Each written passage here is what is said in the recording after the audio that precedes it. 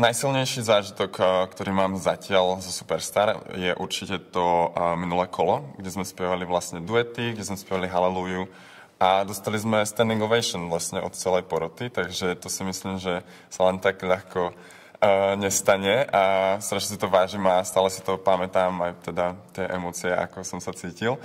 Myslím si, že do finále by som mohol postúpiť z toho dôvodu, že si myslím, že ako keby spĺňam tie faktory, možno, ktoré nám porota stále opakuje, že nie je to vždy len o tom speve, je to o tom celom balíčku, čiže aj showbiz, aj spev, ale problém tu prichádza ten, že to podľa mňa spĺňa celá tá top 20. Takže už to bude asi iba fakt na tých výkonoch. Verím, že to odpálím a že mám šancu postúpiť do finále.